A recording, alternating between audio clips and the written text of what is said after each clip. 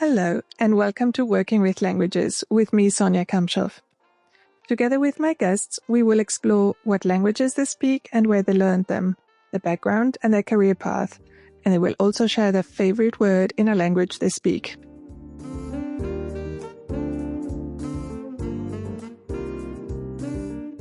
Today's episode is very special for me. We're going to talk to Claire Lutton from HomeExchange. She is the team lead of the member support team for the US. Hello, Claire. Hello, Sonia. How are you? I'm great. It's lovely to have you here. I'm very happy to have you as a representative of HomeExchange here. I've been a member for 3 years now, and I absolutely love it. So it feels very special to be talking to you today. Good. So, as usual, I would like to start with a fun question. What is your favorite word in a language that you speak? So I'm originally from France. I've been living in the US for over 20 years now. But one of my favorite word is this little furry animal called the squirrel, just because it's a word that in English, a lot of French people have a hard time saying because we can't say it correctly, the squirrel. And also because in French, the word is écureuil, which is a very difficult for a lot of English-speaking people to also say, which is écureuil, and a lot of people can't say it. So that's why it's one of my favorite words. Difficult for both languages. For both, yes. That's very nice. Very nice. So you are originally from France, you said. Yes. Can you tell us, when did you start learning English and how did your languages develop? So I started learning English in school when I was 10 or 11. And then I wanted to become an English teacher in France. That was my goal. But then during the summer, I got a summer job at Disneyland Paris. And during that summer job, I met my ex-husband who lives here in Los Angeles.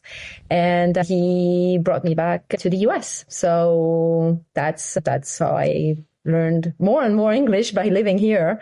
But I still have my French accent, and I think I'll keep it forever, unfortunately. Or fortunately, I don't know, but I'll still have it. So yeah, I think we never fully lose the accent that we have from our native languages. So yes. But a French accent is beautiful. Yes, I have 2 kids still, but they're fully bilingual. They have no accent in either language. So that's great. Yes. I think it's because they learned English and French at the same time. We would go to France when they were little every year. And they would spend time with the grandparents and the cousins. And that's why they have their perfect language. So you speak French at home with them? And then they go to a normal school in the US? But they spend their summers in France. That's lovely. Spend the summer in France, and that really helps. And every year it's a tradition that we've been keeping, and it's good for the grandparents and so. But they switch over, and at home we do not speak English. As soon as they speak English to me, I'm like, well, what? So you stop understanding. Yes, exactly. That's great. So when you moved to the US, did you move immediately to California or did you go somewhere else first? I did, directly to Los Angeles, California, yes. And I've been living here ever since, yes. So you have been working for HomeExchange, I believe, for 5.5 years? That's correct, yes. Since right before COVID, beginning of January 2020. So that's when I started. And before that, did you also work and did you use your languages or? Yeah, I always worked with companies that required me to speak both languages. I worked for Disney before, where I was in customer service as well, and we would deal a lot with Canada. That's why I was required to speak French. And then I worked for Lego. And I was doing the moderation for their forum and their websites, and also there was a lot of the French there too. So it was required that I speak French. So that's great. Most of my career, I've worked at job where it was required to speak French. So yes. And now you are at HomeExchange. How are you finding it? I heard you did a lot of exchanges as well. Yes, I did. I did over 100 exchanges myself. I travel a lot and I enjoy doing exchanges. I also do what we call hospitality exchanges, which is because I have an extra bedroom in my house. So I host members in my home, and it's very interesting because it's always a lot of people from Europe. So I meet different nationalities, and generally I invite them to stay for dinner, and we have dinner together, and it's always a great experience. Yeah, I find it fascinating because home exchange, really, you exchange either the full home or part of the home. So like you said, a room, and you can have reciprocal exchanges where, for example, I come to you and you come to my house, but you also have non-reciprocal exchanges where I go to somewhere else and then someone else, again, a third person comes into my house. And it's such a wonderful way of traveling, I find, because it's an alternative to a hotel, and it makes it so personal. And it also, in my experience, I find that everybody is very respectful of the houses that they go and stay in. And I also, when I go into a house, I'm also very respectful, and there's a lot of communication. If anything happens, or if I have a question, or I remember at some point in a house, it rained and I collected the leaves in the garden, and it's a different way of traveling, which I think is very positive and very, very personal, because you're going to someone else's house and it's very personal. It's a personal experience. It's true. That's what it is. And it allows you to go to places that maybe you would never have been able to go. Like I did a reciprocal exchange on the Martinique Island, which is in the Caribbean, for about 3 weeks. And I didn't think that they had a beautiful house with a view over the Caribbean Sea. And I didn't think they would want to stay in my suburban house of Los Angeles, but they did, and because Los Angeles has a lot of appeal, and it was a wonderful exchange, and we stayed friends. So nice. I have another person that I stayed friends with, and that lives in Denver, and we sometimes go on vacation together. So it's a wonderful experience. So how is it working at HomeExchange? What does your work involve? What do you do on a daily basis? So basically what we do with the member support, so anytime a member has a question about an upcoming exchange, or if they have a question about the site, how it works, or if we also deal with some cancellations in case an exchange gets canceled. So they come to us. On a very positive note, if an exchange is canceled, we find a replacement in over 90% of the time. So we can find a replacement if I believe the number is 94%. And if we can't find a replacement exchange, we offer some guarantees. I'll give you some credit to go to a hotel. So this is what we deal with on a daily basis. Is we have members from different languages, different national, different countries that contact us with different questions or issues with their upcoming exchange. So really, No, it does not happen a lot.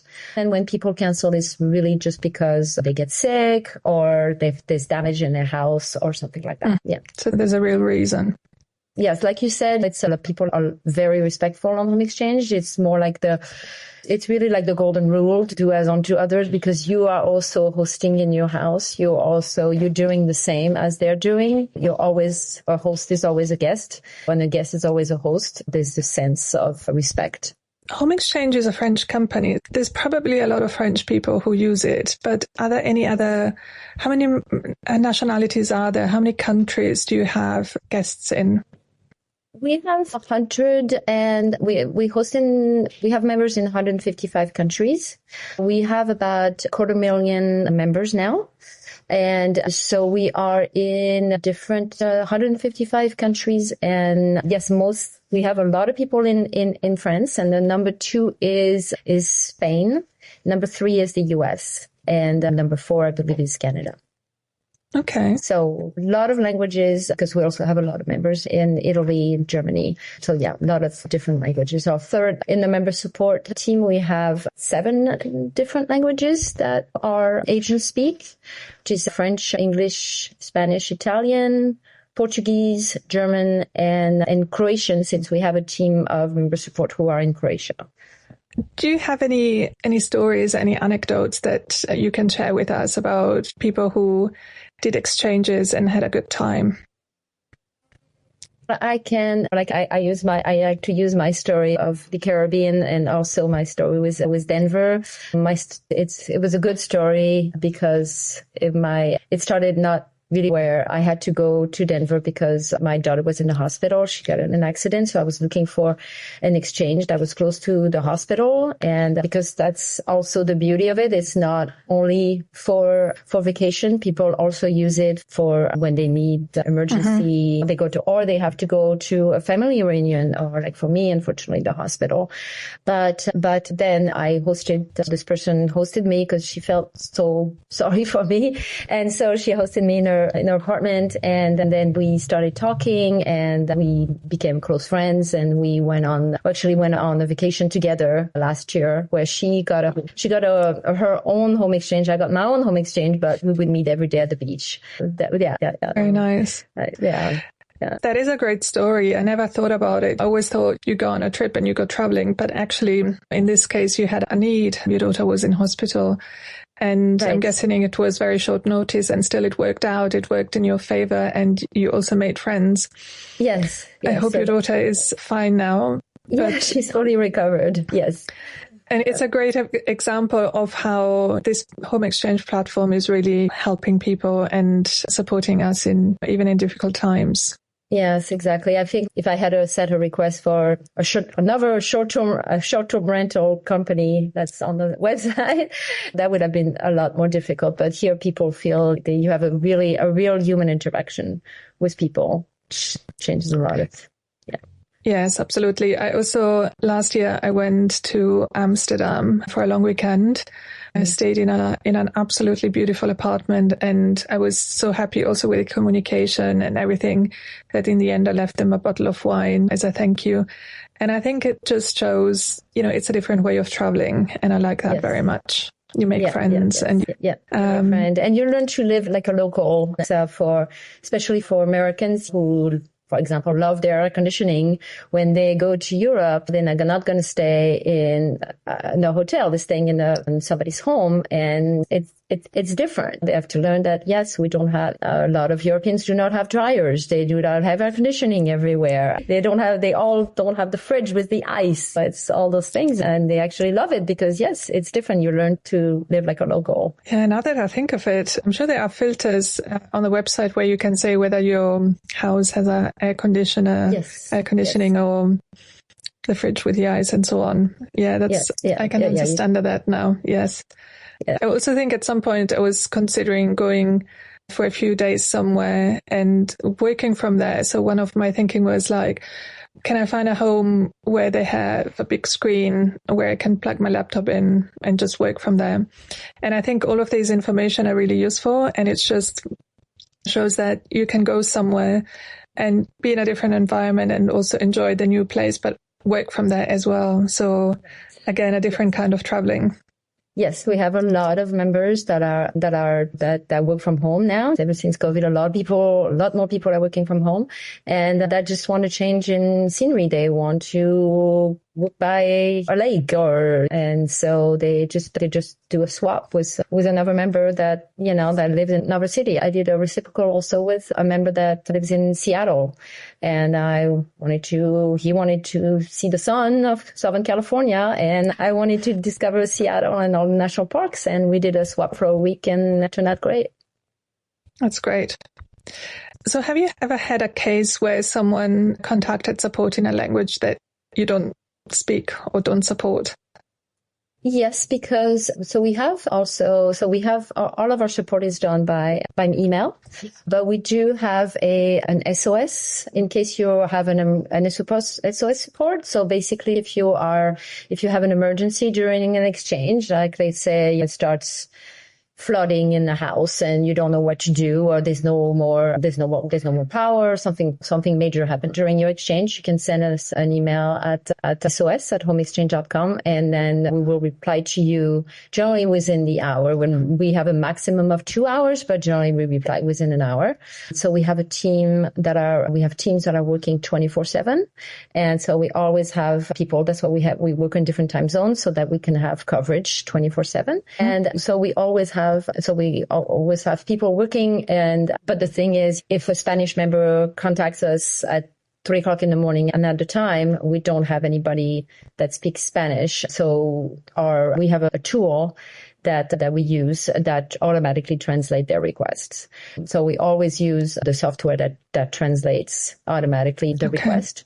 If it's in a language that's not supported by the translation, let's say they contact us in Finnish and the software does not translate Finnish, for example, then we will use Google Translate to check what they're saying, and we will reply that to them using the tool in their language. That's great. Yeah. And is it a tool how long have you been using this tool?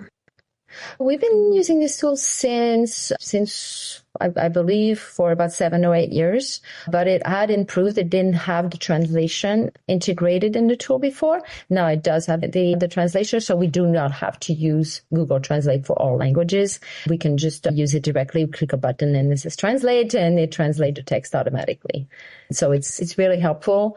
I will say that it's not the same as having a native answer the question, of course, because there's always in the translation tools, it's never 100%. It's really good, but it has improved a lot over the years.